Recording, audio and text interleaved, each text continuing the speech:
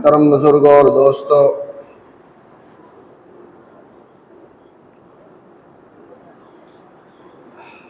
یہ سورہ مؤمنون کی ابتدائی آیات ہیں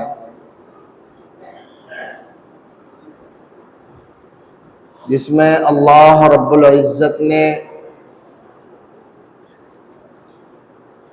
مومنوں کی اوصاف کو بیان فرمایا کہ کس کے اندر کون سی صفت پائی جائے گی، کس مومن کے اندر یہ صفت پائی جائے گی تو وہ کامیاب اور کامران کہلائے گا۔ تو فرمایا قد افلح المؤمنون الذین هم فی صلاتهم خاشعون، کامیاب مومن وہ ہے جس کی نماز میں خشوع اور خضوع۔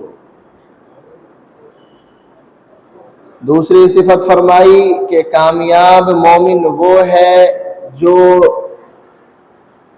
لغو چیزوں سے، لہو و لعب سے، بیکار فالتو چیزوں سے خود کو دور رکھتا ہو۔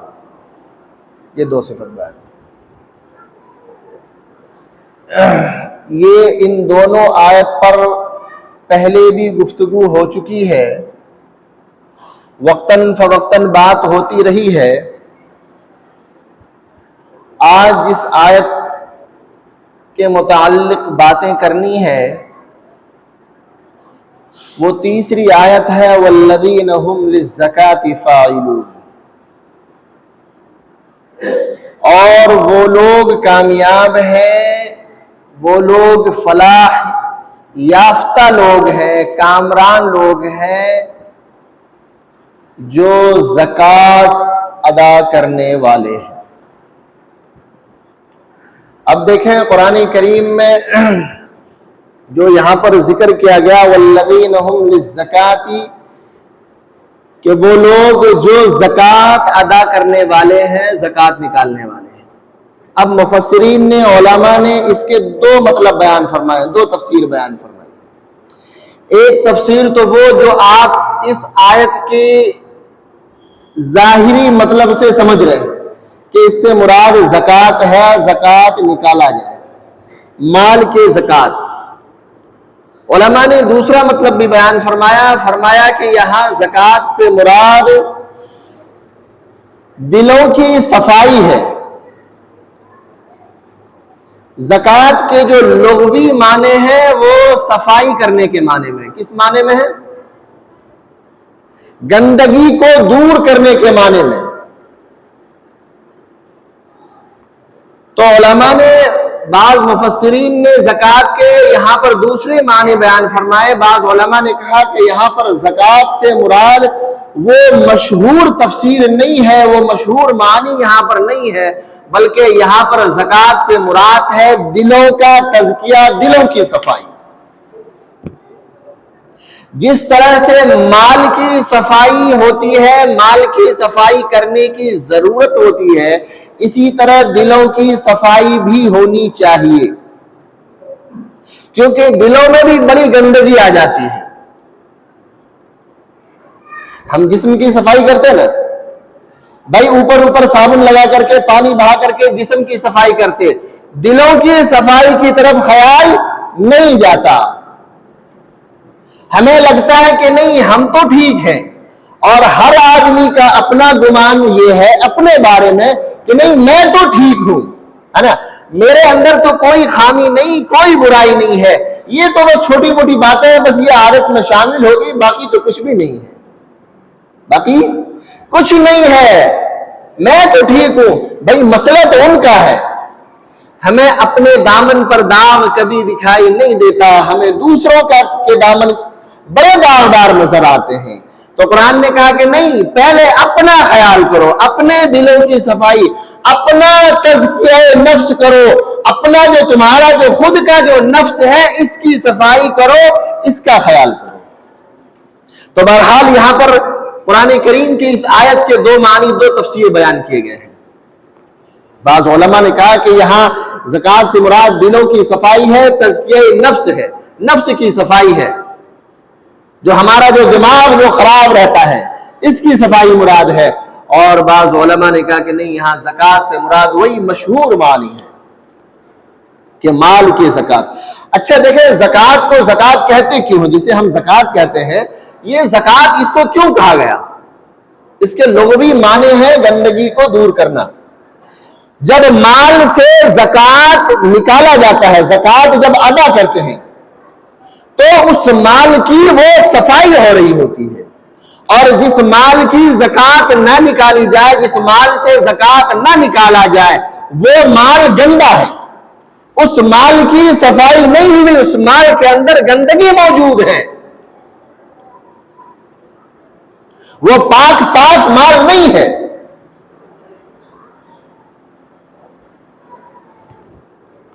تو بہرحال یہاں پر آج اس وقت رمضان المبارک کے ایام چل رہے ہیں، ابھی اسی مشہور معنی کو بیان کرنا مقصود ہے کہ زکوٰۃ سے مراد، جو علماء نے مال کا زکوٰۃ مراد لیا، اسی مشہور معنی کو بیان کرنا مقصود ہے اس وقت.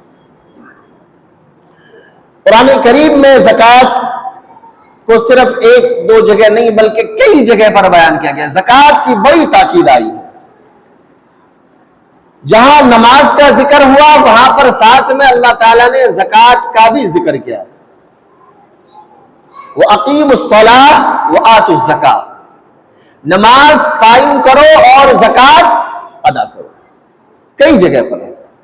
تو زکوٰۃ اور نماز، ان دونوں کو ملا کر کے بیان کیا گیا. اب نماز کی اہمیت سے تو ہم واقف ہیں.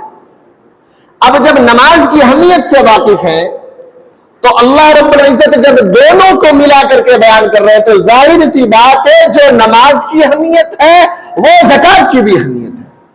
اب اس کے مسئلے کو ہمیں سمجھنا ہے کہ زکوٰۃ کن لوگوں پر فرض ہے، وہ کون لوگ ہیں جن کو زکوٰۃ دینا ہے، جن پر زکوٰۃ واجب ہے، اس کے نصاب کیا ہے. اور اگر زکوٰۃ ادا نہ کیا جائے، زکوٰۃ نہ نکالا جائے، مال سے زکوٰۃ کی رقم کو الگ نہ کیا جائے، تو پھر اس کا خمیازہ، اس کا نقصان ہمیں کیا اٹھانا پڑ سکتا ہے. قرآن کہتا ہے وَالَّذِينَ يَكْنِزُونَ الذَّهَبَ وَالْفِضَّةَ وَلَا يُنْفِقُونَهَا فِي سَبِيلِ اللَّهِ فَبَشِّرْهُمْ بِعَذَابٍ أَلِيمٍ. اور وہ لوگ جو سونے اور چاندی کو گن گن کر رکھتے ہیں، وَلَا يُنْفِقُونَهَا فِي سَبِيلِ اللَّهِ، اور اللہ کے راستے میں خرچ نہیں کرتے. قرآن کہتا ہے فَبَشِّرْهُمْ بِعَذَابٍ أَلِيمٍ، اے نبی آپ ان کو ایک دردناک عذاب کی خوشخبری سنا دیجئے. ایک دردناک عذاب کی خوشخبری سنا دیجئے. اور پھر بات یہیں پر ختم نہیں ہوئی، قرآن اس کے آگے بھی کہتا ہے یوم یحمى علیہا فی نار جہنم فتکوی بہا جباہہم وجنوبہم وظہورہم. کل قیامت کے دن اس کے مال کو لایا جائے گا، وہ سونے اور چاندی جس کو وہ جمع کر کے رکھتا تھا، اور پھر کیا کیا جائے گا؟ فی ناری جہنم، اس کو آگ میں تپایا جائے گا، آگ میں ڈالا جائے گا. آگ کے ساتھ جب وہ پورا تپ جائے گا وہ بھی مثل آگ ہو جائے گا.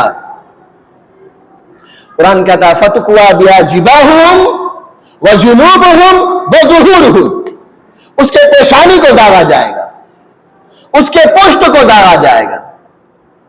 اور کیا کہا جائے گا؟ هَذَا مَا كَنَزْتُمْ، یہ ہے وہ خزانہ.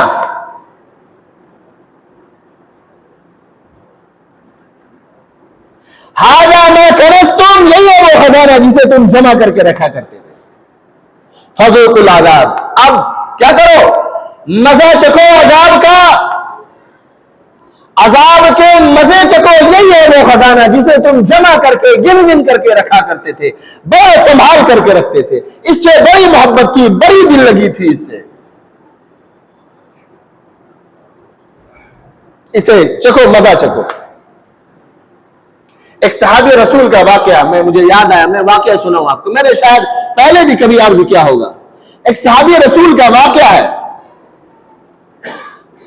کہ بڑی تنگ دستی اللہ کے نبی صلی اللہ علیہ وسلم کے پاس آئے، کہنے لگے یا رسول اللہ بڑی تنگی ہے، دعا کر دیجئے کہ اللہ تعالیٰ مال دے دے۔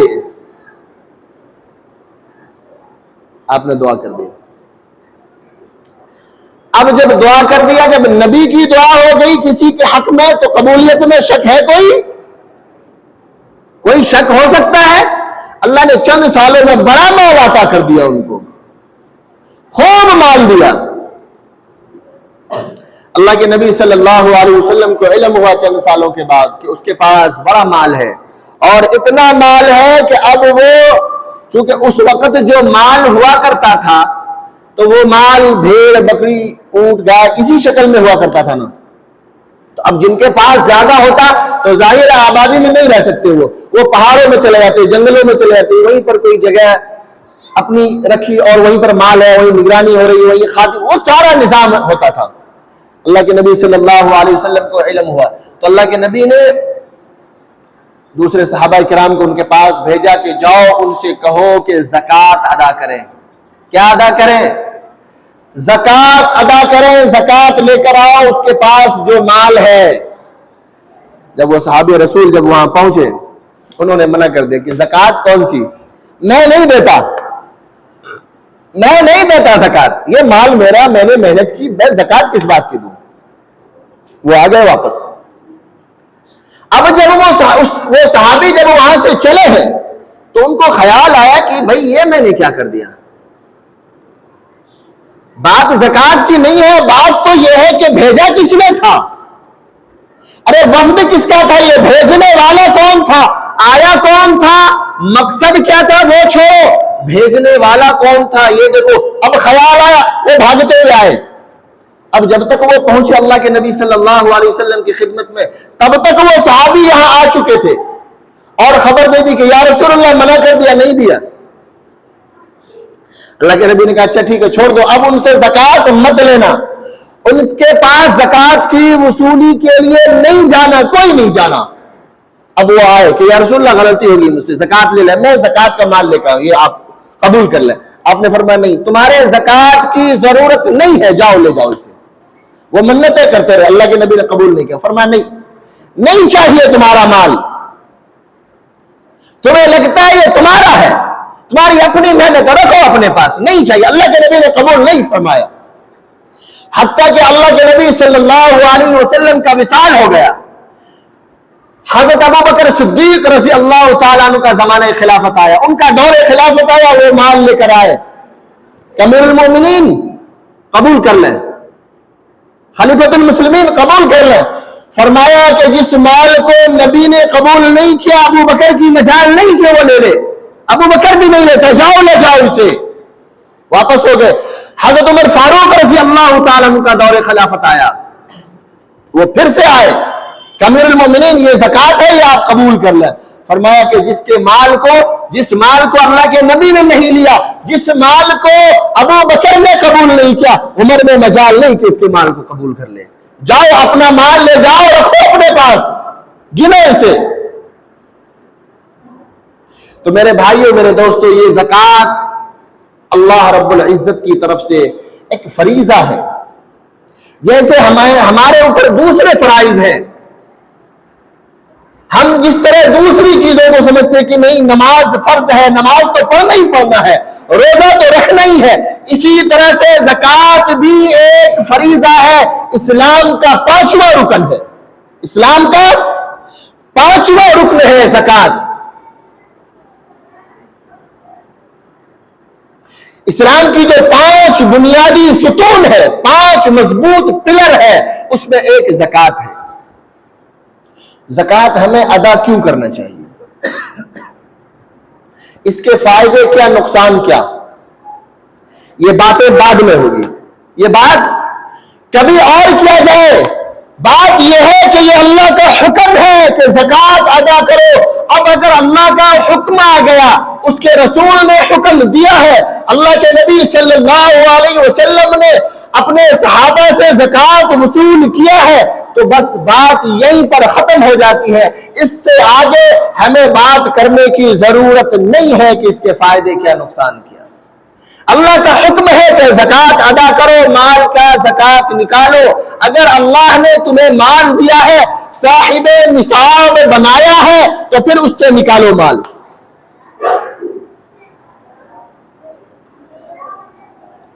اس لیے کہ اللہ کا حکم ہے. اگر واقعی ہمیں اللہ سے محبت ہے، اگر اللہ کی محبت دل میں اگر گھر کر جائے، اللہ کی محبت اگر دلوں میں بیٹھ جائے، گھر کر جائے، تو پھر کوئی چیز معنی نہیں رکھتی کہ کون کیا کہہ رہا ہے، کون کیا کرے گا. اگر بات اللہ کی آ جائے گی تو ساری باتیں ختم.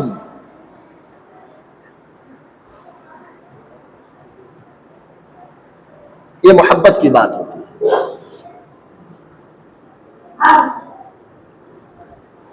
زکوٰۃ کے فائدے کیا ہیں؟ 2 فائدے ہیں.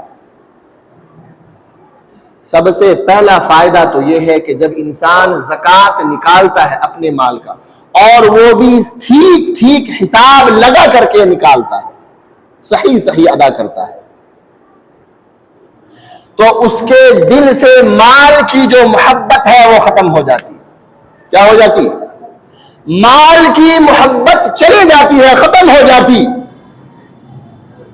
جو انسان زکوٰۃ ادا کرے گا وہ بخیل نہیں ہو سکتا، بخل بھی ختم، اس کے اندر بخل نہیں رہ سکتا.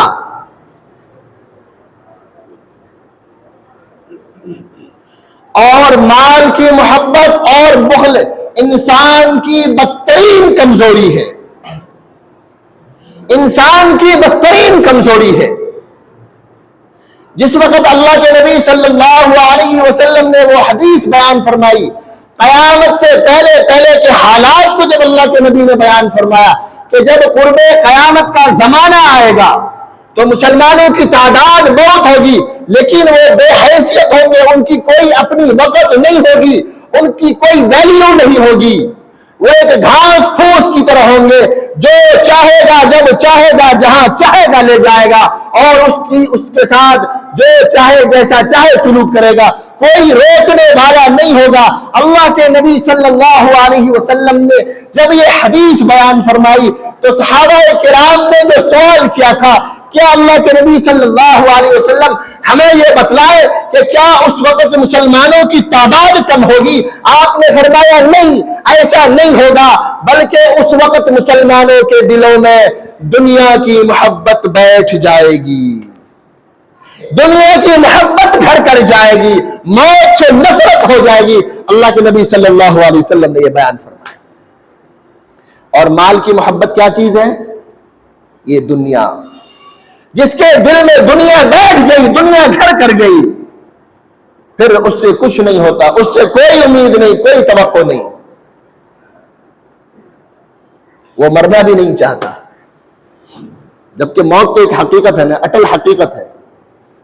دنیا میں ایسے لوگ بھی گزرے جنہوں نے اپنی لمبی عمر کی بڑی پلاننگ کی، بڑے اربوں ڈالر خرچ کیے اس کے لیے کہ میری عمر لمبی ہونی چاہیے. موت کی جو جو وجوہات ہو سکتی ہیں ان ساری وجوہات کو ختم کرو. ہوا یہ کہ اللہ تعالیٰ نے ایک عام جو انسانوں کی جو زندگی اللہ نے جو متعین کر رکھی، عموماً 70-75 سال میں انسان اس دنیا سے جاتا ہے، ایسے شخص کو اللہ تعالیٰ 50 سال کی عمر میں اٹھا لیا. اتنی تدو کیا اس شخص نے، اربوں ڈالر خرچ کیا. اللہ نے کہا آ جاؤ، بڑا خرچ کر لیا. موت ایک اٹل حقیقت ہے جس سے کوئی بھاگ نہیں سکتا، انکار بھی کوئی نہیں کر سکتا. لیکن جب مال کی محبت دل میں بیٹھ جاتی ہے تو اسے لگتا ہے کہ نہیں، ابھی تو اور جینا ہے، ابھی تو اور کچھ کرنا ہے، ابھی تو یہ بھی ہے، وہ بھی ہے، یہ بھی، یہاں بھی جانا، وہاں نہ جانے کتنے کام ہیں، کتنی خواہشات ہیں کہ کم نہیں ہوتی. اور جب مال کی محبت نہیں ہوتی، جب مال کی محبت دل سے نکل جاتی ہے، جب اللہ کی محبت جب دل میں آ جاتی ہے تو پھر شوق ایک ہوتا کیا کہ بس اللہ سے ملاقات کرنا ہے. اللہ سے ملاقات کرنی ہے. کب اللہ سے ملاقات ہوگی؟ وہ کیا نظارہ ہوگا. بہرحال چونکہ وقت ہو رہا، اب میں بہت مختصر میں بات میں عرض کروں کہ زکوٰۃ کا نصاب کیا ہے۔ یہ تو زکوٰۃ کہ وہ ساری چیزیں تھی کہ جس کو قرآن کریم نے بڑے موٹے موٹے انداز میں بیان فرمایا، اس کی اہمیت، اس کی فرضیت۔ اب زکوٰۃ کن لوگوں پر ہے، کن لوگوں کو زکوٰۃ ادا کرنا چاہیے، کون کون لوگ صاحب نصاب ہیں۔ ایک مختصر سی بات، ایک اصول، ایک قاعدہ، گرامر بہت مختصر میں عرض کر رہا ہوں، اسے آپ یاد رکھیں۔ شریعت نے جو اس کا جو نصاب جو متعین کیا ہے وہ ہے 52.5 تولہ چاندی۔ کیا ہے؟ 52.5 تولہ چاندی۔ آپ اسے یاد رکھیں، یہ اصول ہے، یہ ایک اصول ہے جو کبھی نہیں بدلنے والا، کسی دور میں نہیں، کسی زمانے میں نہیں۔ روپے پیسے کی بات نہیں ہو رہی، شریعت نے 52.5 تولہ چاندی متعین کیا۔ اب جس کے پاس میں 52.5 تولہ چاندی ہے، یا اتنا پیسہ ہے، یا پھر سونا بھی ہے چاندی بھی ہے، دونوں کو اگر ملائیں گے تو 52.5 تولہ چاندی کی قیمت پہ وہ پہنچ جائے گا۔ یا پھر یہ کہ دونوں میں سے کچھ نہیں ہے، میں ایک تاجر ہوں، میرے پاس مال تجارت ہے، میں تاجر بھی نہیں ہوں لیکن میرے پاس زیور کی شکل میں کچھ سونے اور چاندی ہے۔ بات سمجھ رہے ہیں؟ اگر ایسا ہے اور 1 سال گزر گیا، کتنا؟ 1 سال، 1 سال اگر اس پر گزر گیا، 1 سال کیسے مانا جائے گا؟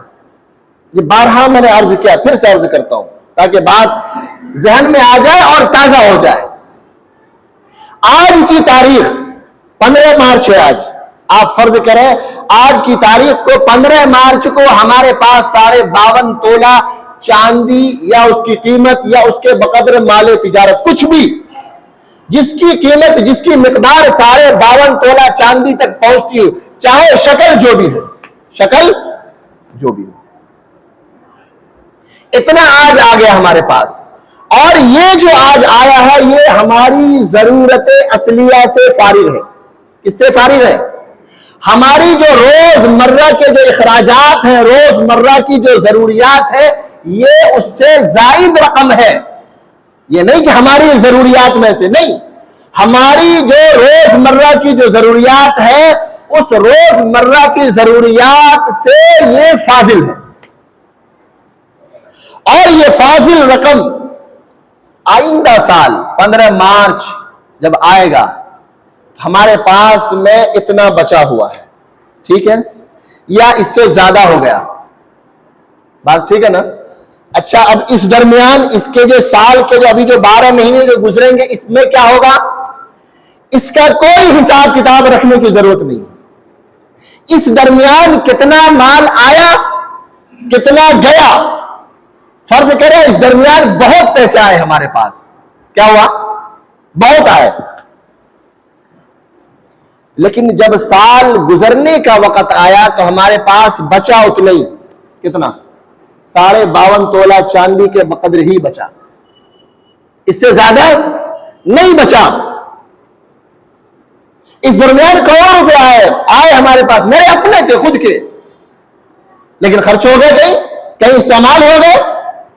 اب جب سال پورا ہو رہا تو سال کے اس وقت ہمارے پاس اتنا ہی بچ رہا، تو حساب لگایا جائے گا جس وقت بچ رہا ہے 1 سال پورنے پر جو کچھ ہمارے پاس میں ہے ہم اس کا 2.5% ادا کریں گے۔ اگر 52.5 تولہ چاندی کا بقدر ہی ہے تو ہم اس کا حساب لگائیں گے، اگر اس سے زیادہ ہے تو زیادہ کا حساب لگائیں گے۔ فرض کرے درمیان میں ختم ہو گیا تھا ہمارے پاس، بھائی ایک صورت تو یہ ہے نا کہ ہمارے پاس بہت آیا، دوسری صورت یہ بھی ہے نا کہ نہیں تھا، ختم ہو گیا۔ ممکن ہے نا، امکانی بات ہے کہ درمیان میں ہمارے پاس بچا کچھ نہیں، 52.5 تھے، اب تو 52.5 دوسرے کے چڑھ گئے ہمارے اوپر، قرضہ مقروض ہو گیا میں، لیکن جب سال پورا ہو رہا ہے تو اللہ نے پھر سے دیا ہمیں، ہمارے پاس پھر سے آ گیا، اس سے زیادہ آ گیا۔ تو اب یہ جو ہے ہمارے پاس اس وقت جو ضرورت اصلیہ سے جتنا فارغ ہے اس پر ہم نے 2.5% اللہ کے راستے میں زکوٰۃ ادا کرنی ہے۔ اب یہ تولہ ہے، یہ تولہ بھی سمجھ نہیں آتا بعض اوقات، جو ہمارے نئی جو نوجوان ہیں دیکھیں تولا جو ہے یہ 12 گرام کا ہوتا ہے. اگر اس کو ابھی کے حساب سے بھر میں اگر کنورٹ کریں گے تو یہ 63 بھر بنے گا. کتنا بنے گا؟ یہ 63 بھر بنے گا. چونکہ بھری جو ابھی چلتا ہے وہ 10 گرام کا ہوتا ہے. یہ 63 بھر بنے گا.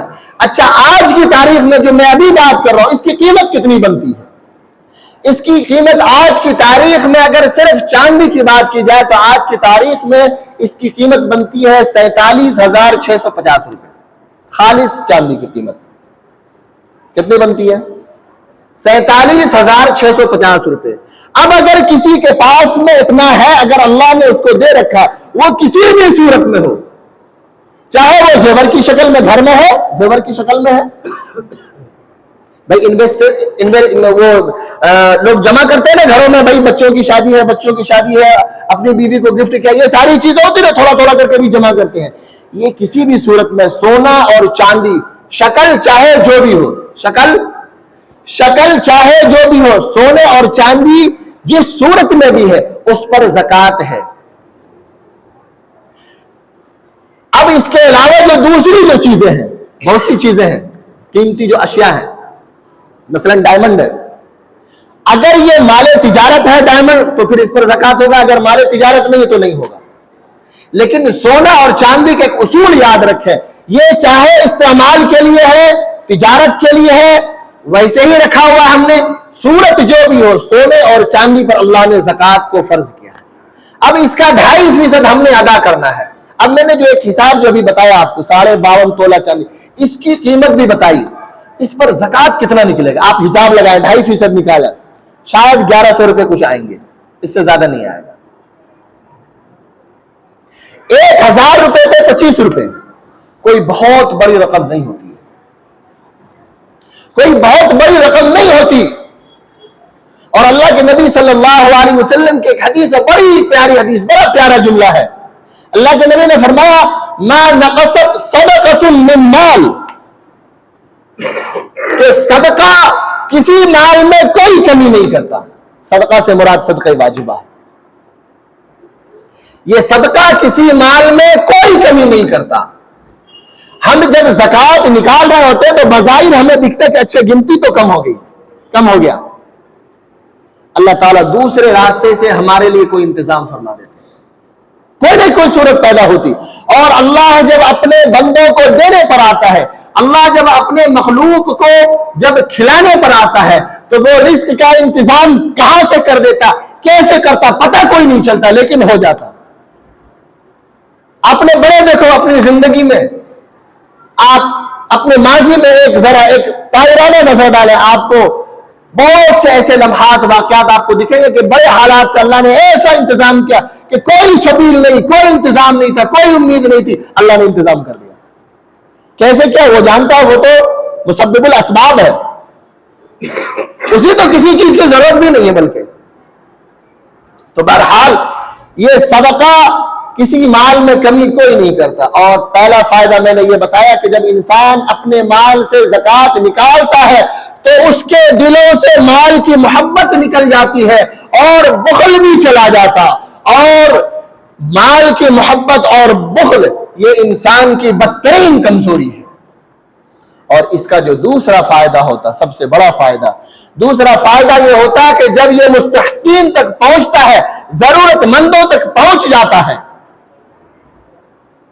جب ضرورت مندوں تک جب یہ پہنچتا ہے تو بہت سے لوگ ایسے ہوتے ہیں کہ وہ سوال نہیں کر سکتے، لیکن وہ مستحق ہوتے ہیں. جب وہاں تک مال پہنچتا تو سوسائٹی میں، سماج میں یہ اونچ نیچ، غریبی، یہ ساری چیزیں فوراً ختم ہو جاتی.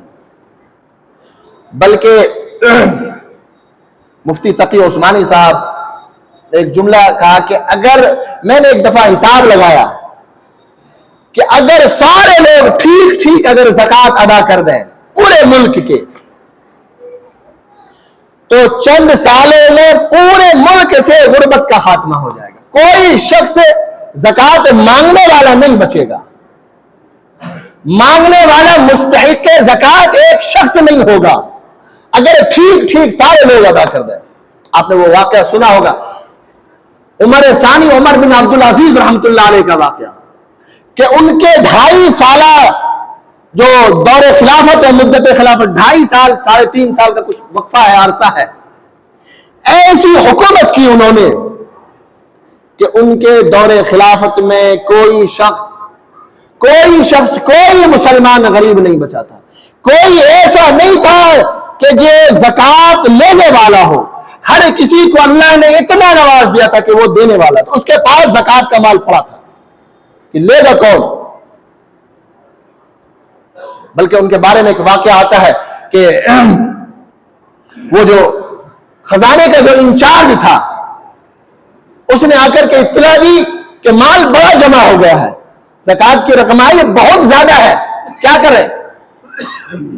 تو انہوں نے حکم دیا کہ جتنے مستحق لوگ ہیں جہاں جہاں ہے ان سب کو جاؤ دے دو، ان سب کی ضرورتیں پوری کرو، سب کو جا کر کے دو، کوئی بھی نہ بچے۔ انہوں نے کہا کہ سب کو دے دیا، بچا کوئی نہیں ہے، لینے والا کوئی نہیں، مستحق ہی کوئی نہیں ہے، جس کو دینا تھا دے چکے ہیں، اتنا دے دیے کہ اب وہ خود دے گا۔ اچھا، فرمایا کہ اچھا دیکھو جتنے نوجوان ہیں شادی کے لیے وسائل نہیں ہے ان سب کی شادیاں کراؤ اور ان کا مہر یہاں سے ادا کرو، بیت المال سے۔ پھر آئے کہ یہ بھی ہو گیا، نوجوان جتنے دکھے ان کی شادی کرا دی گئی، ان کا مہر بھی بیت المال سے ادا کر دیا گیا، اب بھی بہت ہے۔ بولا اچھا پھر کیا کرنا؟ آخر میں فرمایا کہ جاؤ، کوئی اگر انسانوں میں بھوکا نہیں، کوئی انسانوں میں ضرورت مند باقی نہیں رہا تو جاؤ دیکھو کوئی جانور، کوئی پرندے، کوئی چرندے کہیں بھی ہو، پہاڑوں پر دیکھو شاید کوئی پرندے بھوکے ہو، انہیں دانا دے کر کے آؤ، جاؤ، اتنا مال ہے۔ تو جب اس طرح سے جب نظام چلتا ہے تو پھر اس نظام عدل میں کوئی ضرورت مند باقی نہیں رہتا، اللہ کی کوئی مخلوق ضرورت مند نہیں رہتی، ساری مخلوق کو مل جاتا ہے، بات صرف انسانوں کی نہیں ہے۔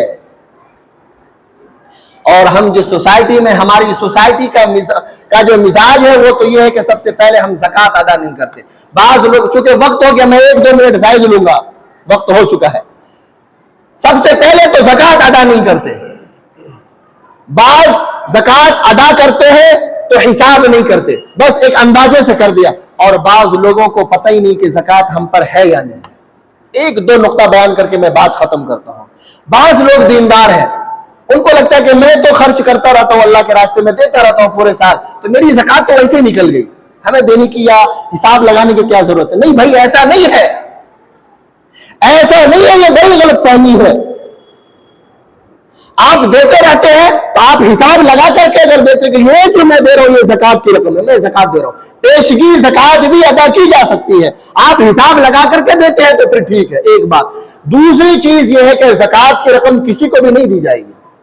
آج ابھی اس وقت ہر جگہ تقریباً پیشہ ور لوگ مانگنے والے، جن میں فلاں جگہ سے، فلاں بارڈر سے، یہاں سے، وہاں سے، ابھی کل پرسوں ایک تحریر ہمارے پاس میں آئی کشمیر کی کسی مدرسے کی، ایک ان کا لیٹر ہیڈ پر ایک ان کی تحریر آئی اس مدرسے کی، ان کے پاس کسی نے، اس مدرسے کے جو ذمہ دار تھے وہاں کسی نے شکایت درج کرائی کہ آپ کے علاقے کشمیر کے حلقے سے بہت سے لوگ جو ہے ملک کے مختلف حصوں میں پھیلے ہوئے ہیں اور وہ اپنے آپ کو ضرورت مند بنا کر کے لوگوں سے پیسے مانگ رہے ہیں، تو کیا وہ واقعی مستحق ہے؟ جب ان کو پتا چلا تو انہوں نے تحقیق کروایا، تحقیق کرانے کے بعد پتا چلا کہ یہ جتنے سارے لوگ جو یہاں وہاں بھیک مانگنے کا کام کر رہے ہیں، یہ سارے وہ لوگ ہیں جن کے پاس میں ٹھیک ٹھاک سے پیسے ہیں، 50 لاکھ 1 کروڑ روپے کی مالیت ہے ان لوگوں کے پاس میں، انہوں نے اپنا پیشہ بنا لیا۔ پھر انہوں نے ایک تحریر جاری کی کہ ایسے لوگ جہاں بھی ہوں آپ انہیں بالکل نہ دیں، اگر وہ واقعی ضرورت مند ہیں تو آپ ہم تک بھیجیں، اگر وہ ضرورت مند ہوں گے ہم تحقیق کریں گے تو پھر ہم آپ سے کہیں گے کہ ان کو دیجیے۔ تو بھائی میں اتنی تحقیق میں تو آپ بھی نہیں پڑھ سکتے، میں صرف اتنی سی بات عرض کر رہا ہوں کہ زکوٰۃ کی رقم ہر کسی ایرے غیرے کو نہیں دینی ہے، زکوٰۃ کی رقم ان کو دینی ہے جو مستحق ہے، جن کے بارے میں آپ جانتے ہیں کہ یہ واقعی زکوٰۃ کا استعمال ہے، یہاں پر زکوٰۃ کا مصرف ہے، آپ ان کو دیں زکوٰۃ۔ باقی ایسے لوگوں کا کیا کرنا ہے؟ آپ دیں، صدقہ نافلہ دیں، آپ صدقہ نافلہ دیں، صدقہ واجبہ نہیں۔ جب صدقہ واجبہ دینی ہو تو آپ تحقیق کر کے دیں، ٹھیک جگہ جانی چاہیے. اگر آپ اپنے محلے میں آس پڑوس میں جن کو دے رہے آپ جانتے ہیں کہ یہ بیوہ ہے, یہ ضرورت مند ہے, یہ مقروض ہے, آپ ان کو دیں بے شک. اور دوسرے جو سب سے زیادہ جو اس وقت جو مستحق زکوٰۃ اور مصرف زکوٰۃ جو سب سے زیادہ ہے وہ مدارس اسلامیہ ہے.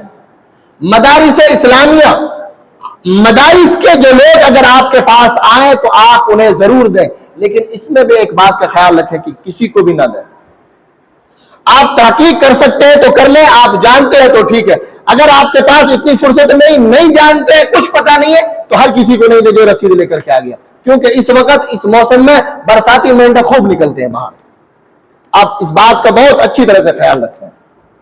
اور ایک آخری بات کہہ کر اپنی بات میں ختم کرتا ہوں کہ زکوٰۃ کن لوگوں کو دیا نہیں جا سکتا. دیکھیں, اپنے اصول کو اور اپنے فروع کو نہیں دے سکتے. اپنے باپ کو, دادا کو, پردادا, لقردادا, اوپر چلے جائیے جہاں تک, ان کو نہیں دے سکتے. ٹھیک ہے, یہ چاہے جتنے بھی ضرورت مند ہوں, آپ انہیں ٹھیک پیسہ دیں گے, زکوٰۃ والی رقم نہیں دیں گے. اسی طرح سے نیچے فروع, بیٹا ہے, پوتا ہے, نیچے تک چلے جائیے, بیٹی ہے نا, ان کو بھی زکوٰۃ نہیں دیں گے آپ. اب اس کے علاوہ جو دائیں بائیں, مثلاً بھائی ہے, دے سکتے ہیں,